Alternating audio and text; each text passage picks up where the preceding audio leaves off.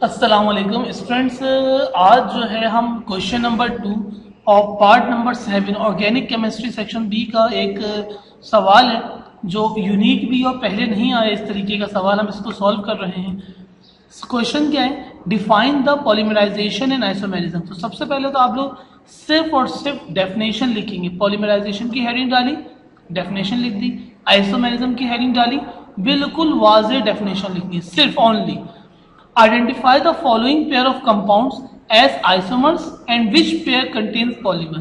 इसमें ये जो कुछ नीचे पेयर्स दिए हुए जो आपको नजर आ रहे हैं, इसमें से ये फैसला करना है कि इसमें से कौन सा आइसोमर है और कौन सा पॉलीमर है। तो इसको देखने का एक तरीका, सबसे पहले तो आपको इसकी डेफिनेशन याद होनी चाहिए कि पॉलीमराइजेशन क्या होती है। जब स्मॉल मोनोमर कंबाइन हो और एक लॉन्ग चेन कार्बन एटम की बन जाए तो उसको कहते हैं पॉलीमर। सही है। मिसाल के तौर पे इसके अब एग्जाम्पल थोड़े से देख लेते हैं हम। मिसाल के तौर पे बेटा कि अगर हम इसको देखें CH2 डबल बॉन्ड CH2, जब ये रिएक्शन में हिस्सा लेता है, जब ये रिएक्शन करे और रिएक्शन के बाद इसके अंदर CH3 बल्कि सॉरी क्या बन जाए CH2 single bond CH2 single bond CH2 और फिर सिंगल बॉन्ड फिर CH2 और इसके एंड में हम एक इस तरीके से लाइन ड्रॉ कर दें। मतलब जब CH2 NCH2 लिए, कितने बेशुमार इथीन ले लिए। N का मतलब है 2 से ज्यादा, CH2 की तादाद 2 से ज्यादा ली। तो जब हमने इसको रिएक्शन करवाया किसी कैटलिस्ट डाल के, तो हमने क्या देखा, हमने ये देखा कि इसके अंदर एक लॉन्ग चेन, जितने भी CH2 डबल बॉन्ड में थे वो सब क्या बन गए, सिंगल बॉन्ड बन गए और उनकी पावर N आ गई। जितने मॉलिक्यूल लिए थे वो सब एक सिंगल चेन में आ गए। इस प्रोसेस को क्या कहते हैं, पॉलीमराइजेशन। क्या बात समझ में आई। जब मोनोमर, क्या कहते हैं इसको, मोनोमर्स, जब मोनोमर कंबाइन हुए, जब मोनोमर्स मतलब सिंगल मॉलिक्यूल आपस में कंबाइन हुए तो इन्होंने क्या बना लिया, पॉलीमर, लॉन्ग चेन। क्या बना लिया इन्होंने, पॉलीमर, POLYMER, पॉलीमर बन गया।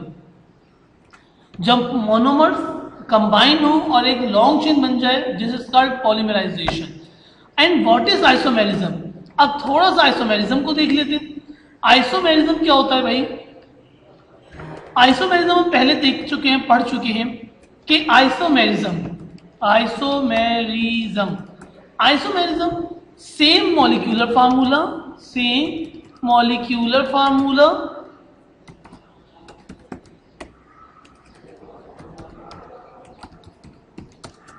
Different structure formula.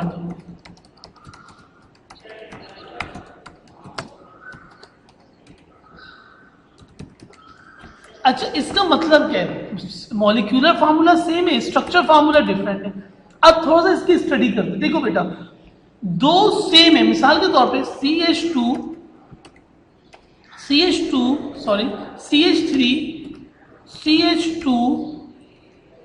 CH2 और OH लिखा हुआ है।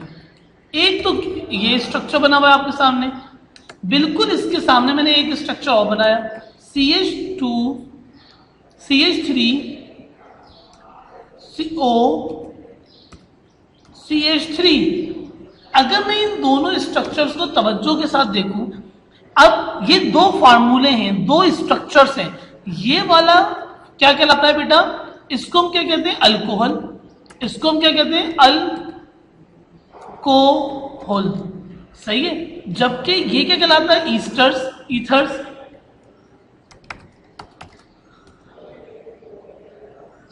सही है।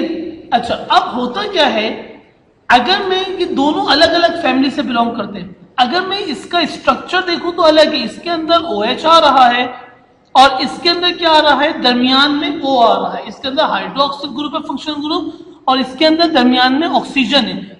ये इसके डिफरेंट स्ट्रक्चर है, स्ट्रक्चर क्या है, डिफरेंट है। लेकिन अगर मैं मॉलिक्यूल गिन के लिखूं तो इधर कार्बन कितने मौजूद है भाई, 1 2 2 कार्बन मौजूद है।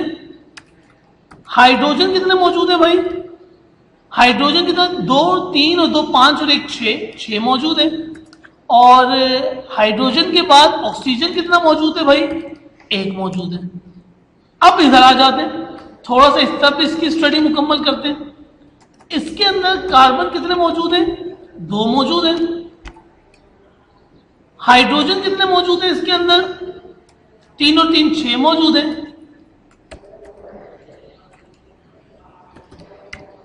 और ऑक्सीजन कितने मौजूद है इसके अंदर,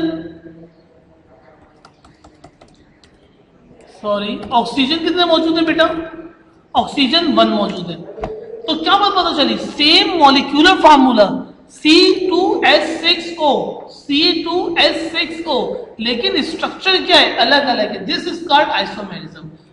अब हम अपने दोबारा से टॉपिक की तरफ आते हैं, और अगर मैं इस टॉपिक को देखूं तो पॉलीमराइजेशन आइसोमेरिज्म आप लोग जब डेफिनेशंस पढ़ेंगे और इसके टॉपिक को देखेंगे चैप्टर नंबर 6 में, तो और बात क्लियर होगी।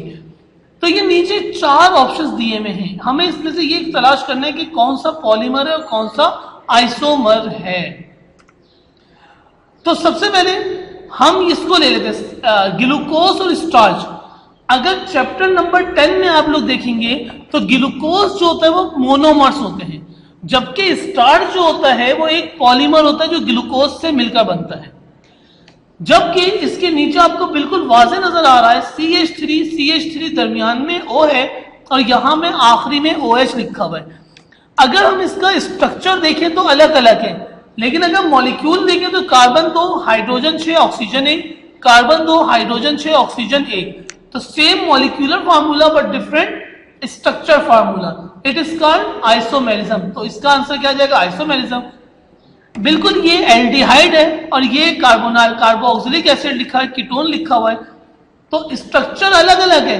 लेकिन अगर मैं इसका मॉलिक्यूलर फार्मूला देखूं तो कार्बन 1 2 3, इसमें भी कार्बन 3 है, इसमें हाइड्रोजन 3 और 2 5 और 1 6 है, इसके अंदर भी 6 है, ऑक्सीजन 1 है, ऑक्सीजन 1 है।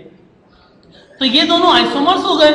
और विनाइल क्लोराइड और PVC, इसकी इक्वेशन चैप्टर नंबर 11 में भी गिवन है, पेंट्स के अंदर, प्लास्टिक्स के अंदर। तो और ये शायद इथाइन के अंदर भी गिवन है या इथीन में गिवन है, तो ये आप लोग इसको देख लीजिएगा। तो ये मोनोमर होता है विनाइल क्लोराइड, और PVC पॉलीविनाइल क्लोराइड एक पॉलीमर है जिसको पॉलीमराइजेशन में आता है। फाइनल पेपर में इसका जवाब लिखने का ये बेहतरीन तरीका है जो आपके सामने मैंने लिखा हुआ है। आपने एक तरफ लिखा ग्लूकोज एंड स्टार्च पॉलीमराइजेशन, दूसरे में जो आपके सामने स्ट्रक्चर बने में डिफरेंट, उसके आगे आइसोमेरिज्म, दोनों में आइसोमेरिज्म, और आखिरी वाले में दोबारा से क्या आ गया, पॉलीमराइजेशन आ गया। तो ये एक सवाल था जो आया बताओ, और ये यूनिक सवाल है, पहले इस तरीके से नहीं पूछे जाते थे, लिहाजा आप आइसोमेरिज्म और पॉलीमराइजेशन को थोड़ा सा समझ के करना पड़ेगा, और उसमें हमें फर्क निकालना आना चाहिए कि कौन सा किस कैटेगरी में आता है। सही है स्टूडेंट्स, तो इंशाअल्लाह नेक्स्ट क्लास में मुलाकात होगी आप लोगों से। अस्सलाम वालेकुम।